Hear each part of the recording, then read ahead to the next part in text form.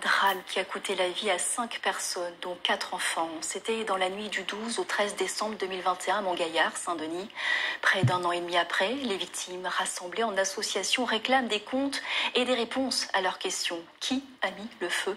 La piste d'un incendie volontaire est privilégiée. Maître Marie Mesclame, l'avocate de l'association des victimes, est arrivée hier de métropole pour être entendue par le juge d'instruction, ainsi que Michael Ninfort, le père de famille qui a perdu ses 3 enfants et son ex-femme. Ils sont les invités de ce 12h30. Bonjour et bienvenue. Bonjour. Vous êtes retourné sur les lieux du drame ce matin, Michael Ninfort, près d'un an et demi après cet incendie dans lequel vous avez perdu votre famille. Qu'avez-vous ressenti sur place? Beaucoup de tristesse, évidemment. Parce qu'en fait, nous, on n'était pas du tout retournés. On est venus juste tout début. Et évidemment, c'était énormément de tristesse. Le fait de voir le bâtiment complètement brûlé et incendié. Et là, on s'est rendu compte aussi surtout de la grandeur de la passerelle, justement. C'est là qu'on se rend compte qu'entre les passerelles en bois, la grandeur qu'il y avait et tout ce qui a pris feu. Et donc là, on s'est rendu compte que vraiment, il ne pouvait pas sortir des flammes. Vous êtes rendu également avec votre fille. Qu'a-t-elle ressenti? Elle a beaucoup pleuré, évidemment, parce que aussi, comme beaucoup de gens savaient, elle était très très proche de sa mère et de ses frères. Et donc le fait d'avoir vu ça, ce bâtiment, aussi détruit, ça l'a beaucoup affecté. Maître Mesclame, vous avez été également sur place. En quoi vous rendre sur les lieux de cet incendie est-il important pour la suite du dossier? Nous, au départ, on travaille sur un dossier papier avec des clients avec qui on échange, mais aller sur les lieux, ça nous donne le visuel, la vision de ce qui a pu se passer. Et franchement, ça fait froid dans le dos, effectivement. On a l'impression que cette prison dans laquelle ils ont été enfermés au milieu des flammes, avec impossibilité de sortir aucunement, et les accès pompiers, c'est terrible. Il y a eu des problèmes dans l'organisation des secours, mais en toute hypothèse, comment ce bâtiment était quasiment enclavé et caché et inaccessible? D'ailleurs, vous comptez porter plainte pour des manquements liés à la sécurité de la résidence et faire la lumière justement sur la gestion de cet incendie. Michael Ninfort, hier, suite à l'audition auprès du juge d'instruction, vous avez déclaré être soulagé. Quel est votre espoir? Quelles sont vos attentes vis-à-vis de la justice? Déjà, on a vu que la juge d'instruction, au moins, elle nous a bien expliqué que l'affaire n'était pas close, qu'elle poursuit son instruction.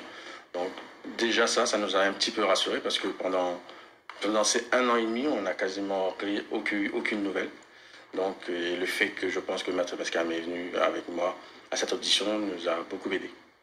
La piste d'un incendie volontaire est privilégiée, celle d'un accident n'est pas exclue. Dans cet incendie, Nawir, âgé de 2 ans, a également perdu la vie. C'est la 5e victime. Sa mère témoigne sur notre site l'info.re. Je cite, on va le voir, « Il est mort dans mes bras ce jour-là. J'ai fait tout mon possible pour le sauver. Malgré mes efforts, Nawir n'a pas survécu. J'espère qu'on retrouvera l'auteur de cet incendie. Je serai soulagée à partir de ce moment-là. » Fin de citation. Maître Mesclame, avez-vous rencontré cette mère de famille? A-t-elle fait appel à vous pour défendre? Non, cette mère de famille n'a pas fait appel à moi. Je défends effectivement la famille de Lucie et de ses 3 enfants qui sont décédés. Sur les 5 victimes, effectivement, 4 étaient de la famille de Michael Ninfort. Et je défends toute la famille. Mais effectivement, je pense qu'il y a besoin d'aide. J'ai rencontré ce matin sur les lieux de la marina d'autres victimes qui ne sont même pas considérées comme victimes. Ces gens qui ont échappé de peu aux flammes, qui ont survécu. Ils sont dans une détresse tout à la fois matérielle, mais surtout psychologique. Avec je pense, une des femmes que j'ai rencontrées ce matin avait un syndrome du survivant, à l'évidence. Elle s'en veut d'avoir survécu, alors que son amie proche, Lucine, n'a pas survécu. Qu'avez-vous relevé sur place concrètement ce matin, hormis justement pour compléter ce dossier, puisque vous souhaitez mettre en lumière les défaillances? Alors, ce qui m'a énormément choqué quand je suis arrivée, c'est l'entrée de la résidence où, effectivement, le camion pompier ne peut pas passer parce que les passerelles sont trop basses. Donc déjà, il n'y a pas de possibilité que les camions pompiers rentrent d'un côté de la résidence et de l'autre, c'est totalement impossible. Donc la sécurité n'a pas du tout été réfléchie dans cette résidence, à l'évidence. Et aujourd'hui, il y a encore des gens qui habitent à la marina. Et je me demande, est-ce que ce qui a causé un drame il y a 1 an et demi ne pourrait pas de nouveau causer un autre drame? certains aujourd'hui qui habitaient la résidence m'ont dit qu'il y avait de nouveaux locataires. Alors je n'ose pas le croire qu'il y ait qu'on fasse venir de nouveaux locataires à la marina. Alors qu'en plus, effectivement, quand vous y allez, on a l'impression que la moitié des portes sont bloquées pour éviter un accès. Et c'est à la sécurité, pour éviter un accès aux parties incendiées. Une autre question, quand comptez-vous porter plainte et contre qui ? Alors, en fait, le juge nous a précisé les limites de sa saisine. Elle nous a dit « je resterai sur l'incendie volontaire ». Donc après, effectivement, nous, les questions qu'on pose, c'est la sécurité incendie du bâtiment et l'organisation des secours. Il était possible effectivement qu'on envisage un supplétif dans l'information déjà ouverte, mais apparemment c'est pas la piste qui a été prise par les instances judiciaires. Donc dans ces conditions, nous allons porter plainte pour homicide involontaire contre X afin que soit enquêtée la sécurité incendie de ce bâtiment et l'organisation des secours. Je tiens à dire, et j'insiste énormément, qu'en ce qui concerne l'organisation des secours, je parle bien de l'organisation des secours, pas des gens, pas des policiers et des pompiers qui sont venus ce soir-là et qui, au péril de leur vie, ont tenté de sauver le plus de personnes possible avec les moyens et l'organisation qu'ils avaient.